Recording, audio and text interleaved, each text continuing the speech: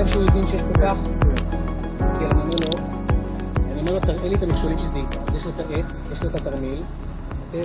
תשאו. רגע, את התרמיל לא ראיתי. יש פה נקודות צהובות. אם אני מעיף את זה, אתה רואה את הנקודות הצהובות? עכשיו אני אומר לו, תמשיך בנחיתה.